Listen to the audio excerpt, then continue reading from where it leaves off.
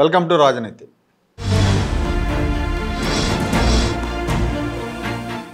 ముఖ్యమంత్రి చంద్రబాబు నాయుడు గారు బాధ్యతలు చేపట్టిన వెంటనే ఆయన నిన్న సోమవారం రోజు పోలవరం ప్రాజెక్టు సందర్శనకి వెళ్ళారు. ఆయన గతంలో కూడా పోలవరాన్ని చాలా ప్రెస్టీజియస్గా తీసుకున్నారు. ఎందుకంటే ఆయనకు దాని ఇంపార్టెన్స్ తెలుసు. పోలవరం అనేది ఆంధ్రప్రదేశ్కి జీవనాడి లాంటి ప్రాజెక్టు. ఆంధ్రప్రదేశ్లో నాగార్జున సాగర్ ఉన్నప్పటికీ దాన్ని కొంత తెలంగాణ పంచుకుంటుంది. తర్వాత కృష్ణానది మీద ప్రాజెక్టులు ఎక్కువ అవడం మూలంగా వాటర్ కూడా తగ్గిపోయింది, కిందకు వచ్చే వాటర్ తగ్గిపోయింది. సో ఈ నేపథ్యంలో గోదావరి మీద ఎక్సెస్ వాటర్ ఉంది. సముద్రంలో ప్రతి సంవత్సరం 100 టీఎంసీల నీరు కలుస్తూ ఉంటుంది. పోలవరం ప్రాజెక్టు కనుక నిర్మాణం చేపడితే దాని నుంచి కృష్ణాకి, కృష్ణా డెల్టాకి, నాగార్జున సాగర్ రైట్ కెనాల్కి రెండిటికి కూడా వాటర్ ఇచ్చేసి ఆ మేరకు ఈ రైట్ కెనాల్ వాటర్ కానీ లేదంటే డెల్టా వాటర్ కానీ రాయలసీమకి కేటాయిస్తే అన్ని ప్రాంతాలకు కూడా నీళ్లు అందుతాయి, రైతులందరూ సుఖంగా ఉంటారనేది చంద్రబాబు నాయుడు గారి ఆలోచన. దానికి తగ్గట్టే ఆయన కేంద్రాన్ని పదే పదే ఫాలోఅప్ చేసుకుంటూ పనులు మొదలుపెట్టారు, స్పీడ్గా చేశారు. నవయుగ వాళ్ళకి అప్పచెప్పారు. అంతకుముందు ఒక కాంట్రాక్ట్ కంపెనీ ఉండేది ట్రాన్స్ట్రాయ్ అని, వాళ్ళ వల్ల కాదని అందరికీ తెలుసు. వాళ్ళని ఏదో మాట్లాడి బతిమాలి ఏదో చేసి మొత్తానికి నవయుగ వాళ్ళని తీసుకొచ్చి నవయుగ వాళ్ళతో పనులు చేయించారు. ఆయన పనులు చేయిస్తే పనులు బాగా ముమ్మరంగా జరుగుతున్న టైంలో 70% పనులు 72% పనులు పూర్తయిన తర్వాత మన రాష్ట్ర ప్రజలు చంద్రబాబు నాయుడు గారిని ఓడించారు. ఈ సైతాన్ని తెచ్చి నెత్తిన పెట్టుకున్నారు. ఈ జగన్మోహన్ రెడ్డి వచ్చిన వెంటనే పోలవరం మీద పడ్డాడు. పోలవరం ప్రాజెక్ట్ కాంట్రాక్టర్ని మార్చేశాడు. ఎంతో నాణ్యంగా వేగంగా పనులు చేస్తున్న నవయుగ కంపెనీని మార్చేశారు. అట్లాగే సబ్ కాంట్రాక్టులు తీసుకున్న జర్మన్ కంపెనీ బావర్ కానీ ఇట్లా ఇంకా కొన్ని కంపెనీలు ఉన్నాయి. అన్ని కంపెనీలు వెళ్ళిపోయినాయి. రివర్స్ టెండరింగ్ చేస్తున్నాను, ఇందులో చాలా ఎక్కువకి కాంట్రాక్టులకు లబ్ధి చేకూర్చడానికి చంద్రబాబు నాయుడు గారు ఇచ్చారని చెప్పి, నేనేదో ప్రభుత్వానికి ఆదా చేస్తానని చెప్పి, ప్రజలకు ఆదా చేస్తానని చెప్పి రివర్స్ టెండరింగ్కి వెళ్ళారు. కేంద్రం వద్దని హెచ్చరిస్తున్నప్పటికీ ఆయన వెళ్ళి తన సొంత సామాజిక వర్గానికి చెందిన మేఘా కృష్ణారెడ్డికి ఆ ప్రాజెక్ట్ అప్పచెప్పాడు. ఇక ఆ తర్వాత అది మూలన పడింది.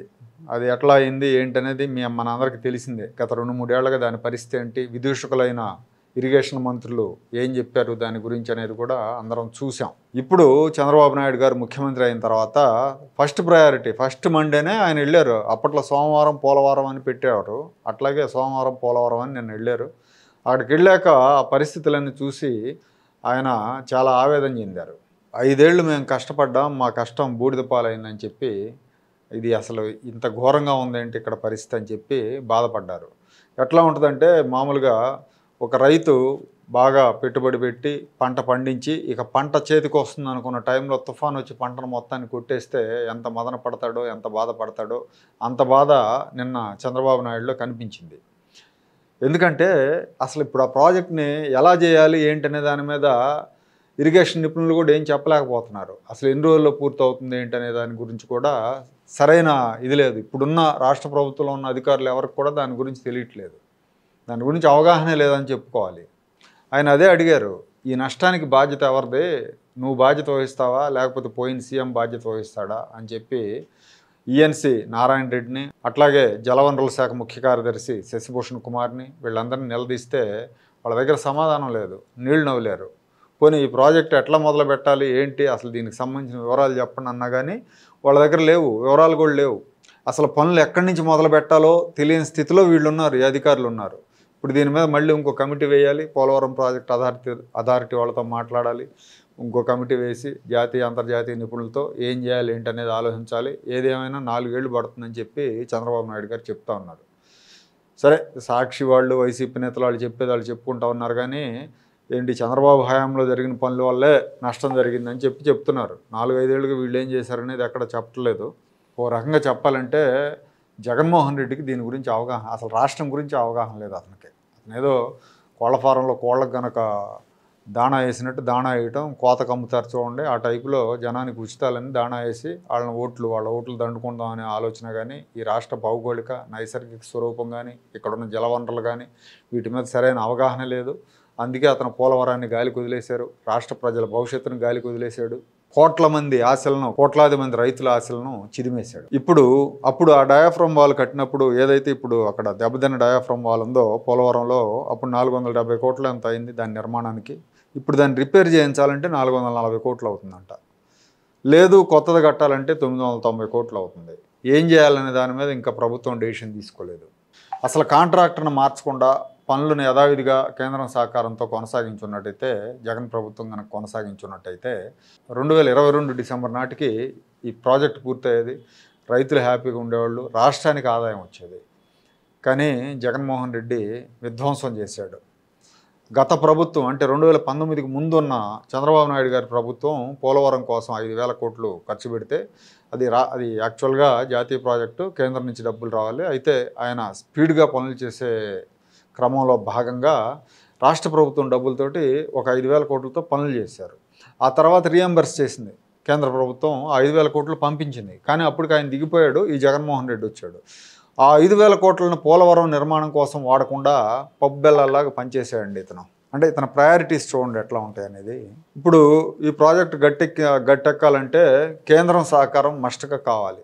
కేంద్రం ఉదారంగా డబ్బులు ఇవ్వకపోతే ఈ ప్రాజెక్టు గట్టెక్కదు, ఈ ప్రాజెక్టు ప్రారంభానికి నోచుకోదు. ఎందుకంటే గతంలో ఇదే బీజేపీ ప్రభుత్వం, ఇదే బీజేపీ నాయకులు ఈ ప్రాజెక్టుకు సంబంధించి ప్రతిసారి యూసీలు అడిగేవాళ్ళు, యూటిలైజేషన్ సర్టిఫికేట్లు అడిగేవాళ్ళు. వీళ్ళు ఇస్తూ ఉండేవాళ్ళు, ప్రతిదానికి లెక్కలు అడిగేవాళ్ళు. కానీ జగన్మోహన్ రెడ్డి వచ్చాక ఏనాడు యూసీలు అడగల జగన్మోహన్ రెడ్డిని. ఏనాడు ఇదేంది, ఇది ఎందుకు ఖర్చు పెడుతున్నారు మీరు అని చెప్పి అడగల. ఉదారంగా డబ్బులు ఇచ్చేశారు, ఆయన వేరే వేరే వాటికి వాడేశారు. కాబట్టి ఇప్పుడు ఆ పాపంలో వాళ్ళకు కూడా భాగం ఉంది. కాబట్టి ఖచ్చితంగా సహకరించాల్సిన అవసరం బీజేపీ మీద ఉంది. ఇక ఈ చంద్రబాబు నాయుడు గారి పర్యటనలో ఒక వ్యక్తి కనిపించలేదండి. ఆయన ఎవరంటే ఇప్పుడు ఆ కాంట్రాక్ట్ తీసుకున్న మేఘా కృష్ణారెడ్డి, మేఘా ఇంజనీరింగ్ కంపెనీ అధినేత కృష్ణారెడ్డి గారు ముఖ్యమంత్రి గారి పర్యటనలో లేరు. సాధారణంగా ఈ ఏదైనా పెద్ద ప్రాజెక్టులు ముఖ్యమంత్రులు సందర్శించేటప్పుడు ఆ ప్రాజెక్టు టేకప్ చేసిన కాంట్రాక్ట్ సంస్థ అధిపతి లేదంటే పెద్దవాళ్ళు ఎవరిని ఉంటే ఆ సంస్థకు సంబంధించిన వాళ్ళు ఖచ్చితంగా అటెండ్ అవుతారు. కానీ ఈసారి మేఘా కృష్ణారెడ్డి గారు లేరు, కనపడలేదు. పోయినసారి జగన్మోహన్ రెడ్డి గారు పోలవరం పర్యటనకి వెళ్ళినప్పుడు మేఘా కృష్ణారెడ్డి దగ్గరుండి అన్ని ఏర్పాట్లు చూసుకున్నాడు, ఏం జరుగుతుంది ఏంటనేది చెప్పాడు. కానీ ఈసారి అలా చెప్పలేదు. వాస్తవానికి ఈ మేఘా కృష్ణారెడ్డి విషయం తీసుకుంటే 2004కు ముందు ఇతను చిన్న కాంట్రాక్టర్, సబ్ కాంట్రాక్టులు చేసుకుంటూ ఉండేవాడు, ఏదో పైపులు తయారీ పెట్టుకొని. రాజశేఖర రెడ్డి గారు ముఖ్యమంత్రి అయిన తర్వాత కేవీపీ రామచంద్రరావు గారి అండతో ఈయన అంచెలంచెలుగా ఎదుగుతూ వెళ్ళాడు. 10 ఏళ్లలో ఒక పెద్ద కాంట్రాక్టర్ అయ్యాడు. 2014లో రాష్ట్రం విడిపోయిన తర్వాత, 2 రాష్ట్రాలు అయిన తర్వాత ఇక్కడ కేసీఆర్ని పట్టుకున్నాడు, అక్కడ చంద్రబాబును పట్టుకున్నాడు. అక్కడ పట్టిసీమ ప్రాజెక్ట్ చేశాడు, ఇక్కడ కాళేశ్వరం ప్రాజెక్ట్ చేశాడు. ఈయనకు భారీ ప్రాజెక్టుల నిర్మాణంలో అంటే డ్యామ్ల నిర్మాణంలో ఎక్స్పీరియన్స్ లేదు, ఎత్తిపోతల పథకాల నిర్మాణంలో కొంత ఎక్స్పీరియన్స్ ఉంది. ఈ కాళేశ్వరం ప్రాజెక్ట్ ఆయన చేసిందే. ఇప్పుడు ఆ కాళేశ్వరం ప్రాజెక్ట్ నాణ్యత మీద కూడా అంటే పిల్లర్లు నెరలేవటం, నాణ్యత దెబ్బతిందని చెప్పి ఇటీవల అనేక డ్యామ్ సేఫ్టీ అథారిటీ వాళ్ళు కూడా వచ్చి నివేదికలు ఇవ్వడం చూసాం మనం. అంటే అంత నాణ్యంగా కట్టారని చెప్పి అనుకోవాలి. అలాంటి కాంట్రాక్ట్ సంస్థ పోలవరం ప్రాజెక్టు చాలా కీలకమైన పోలవరం ప్రాజెక్టు నిర్మిస్తూ ఉంది. పోలవరం ప్రాజెక్ట్ అనేది ఏదన్నా అటు ఇటు అయితే కింద 2-3 జిల్లాలు ఎగిరిపోయి సముద్రంలో ఉంటాయి అన్నమాట. అలాంటి ప్రాజెక్ట్ని జగన్మోహన్ రెడ్డి ఇతనికి అప్పచెప్పాడు. సో ఇతను పూర్తిగా అంటే ఈ పర్యటనకి రాలేదు. బహుశా మరి చంద్రబాబు నాయుడు గారు వద్దన్నారో లేకపోతే తనంతట తను రాలేదో తెలియదు. చంద్రబాబు నాయుడు గారు గెలిచిన తర్వాత ఇతన్ని ఈ బీజేపీ లోక్సభ సభ్యుడు అనకాపల్లి ఎంపీ సీఎం రమేష్ తీసుకెళ్ళి చంద్రబాబు నాయుడుతో కల్పించారన్నారు. దాని మీద తెలుగుదేశం వాళ్ళు చాలామంది ఆగ్రహం వ్యక్తం చేశారు. ఎందుకంటే అతను జగన్మోహన్ రెడ్డితో అంటగాగుతూ, కేసీఆర్తో అంటగాగుతూ ప్రాజెక్టులన్నీ అతనే చేసుకుంటూ వేరే కాంట్రాక్టర్లకు ప్రాజెక్టులు దక్కనివ్వకుండా ఏకఛత్రాధిపత్యంగా 2 రాష్ట్రాలని ఏలిన కాంట్రాక్టరు, జగన్మోహన్ రెడ్డికి సన్నిహితుడు, హితుడు అయిన మేఘా కృష్ణారెడ్డిని తీసుకెళ్ళి చంద్రబాబుతో ఎట్లా కలుపుతాను అని చెప్పి సీఎం రమేష్ మీద ఆగ్రహం కూడా వ్యక్తం చేశారు చాలామంది. ఈ వార్త బయటకు వచ్చిన తర్వాత సోషల్ మీడియాలో కూడా చాలామంది విమర్శించారు దీన్ని. అట్లాగే ఈయన్ని సపోర్ట్ చేసే పత్రికాధిపతి సీఎం రమేష్ వీళ్ళంతా కూడా క్లోజ్గా ఉంటారు కాబట్టి అందులో భాగంగా ఏమైనా తీసుకెళ్ళారేమో అనేది కూడా ఒకటి వచ్చింది. సరే ఏది ఏమైనా కానీ ఈ పర్యటనలో మేఘా కృష్ణారెడ్డి లేడు. అయితే ఆయనంతటా ఆయన రాకపోవటమా లేకపోతే చంద్రబాబు వద్దన్నారా అనేది కూడా దాని మీద కూడా చర్చ నడుస్తూ ఉంది. ఎందుకంటే చంద్రబాబు నాయుడు గారు గతంలో లాగా లేరు. ఈసారి కొన్ని విషయాల్లో చాలా నిర్మోహమాటంగా ఉంటున్నారు. గతంలో లాగా చూసి చూడనట్టు ఉండలేదు. మనం చూస్తే ఫస్ట్ నేను ప్రమాణ స్వీకారం చేసే టైంకి జవహర్ రెడ్డి ఉండకూడదు సీఎస్గా అనుకున్నారు. ఆయన సెలవు మీద వెళ్ళిపోయారు. కొత్త సీఎస్ నీరబ్ కుమార్ ప్రసాద్ గారు వచ్చి ప్రమాణ స్వీకార కార్యక్రమాన్ని నిర్వహించారు. అట్లాగే తిరుపతి వెళ్తున్నప్పుడు టీటీడీ ఈఓ ధర్మారెడ్డి సెలవు మీద వెళ్ళిపోయాడు. అంటే ధర్మారెడ్డి మొహం చూడటానికి కూడా ఆయన ఇష్టపడలా. సో కొత్త ఈఓని పెట్టారు. ఆ తర్వాత అది వేరే విషయం. అలాగే మొన్న ఐఏఎస్ ఆఫీసర్లతో జరిగిన సమావేశంలో కూడా మనం చూసాం. శ్రీలక్ష్మి ఇలాంటి వాళ్ళ విషయంలో ఆయన కొంత నిష్కర్షగానే వ్యవహరించారు, గట్టిగానే ఉన్నారు. సో దాన్ని బట్టి ఏంటంటే అసలు ఆయనే కృష్ణారెడ్డిని రానివ్వద్దు అని చెప్పుండొచ్చు అనే చర్చ కూడా ఒకటి నడుస్తూ ఉంది.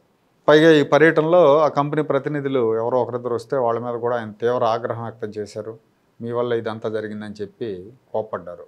సో ఈ నేపథ్యంలో ఇప్పుడు ఈ పోలవరం కాంట్రాక్టు సంస్థ మేఘాని కొనసాగిస్తారా లేకపోతే తప్పించి వేరే వాళ్ళకి అప్పచెప్తారా అనే చర్చ కూడా జరుగుతూ ఉంది. నీటిపారుదల శాఖలో కూడా ఈ విషయం మీద చర్చ జరుగుతూ ఉంది. అంటే ఇప్పుడు మళ్ళీ వీళ్ళని తప్పించి ఇంకోళ్ళని ఇవ్వాలంటే అది కూడా కొంత ప్రాబ్లం అయ్యే అవకాశం ఉంటుంది. కాబట్టి గతంలో ఎట్లయితే ట్రాన్స్టాయ్ వాళ్ళని పక్కన పెట్టి నవయుగ వాళ్ళని తీసుకొచ్చారో అదే టైప్లో వీళ్ళని అట్లా పేరుకు ఉంచేసి మిగతా పనులన్నీ కూడా ఈ రంగంలో పేరునిగ్గన్న కంపెనీలు, పేరొందిన కంపెనీలు, ఎక్స్పీరియన్స్ ఉన్న కంపెనీలతో చేయించే అవకాశం ఉంటుందని చెప్పి కూడా అంటున్నారు. చూడాలి మరి కొద్ది రోజుల్లో తేలిపోతుంది ఏం చేస్తారు ఏంటనేది.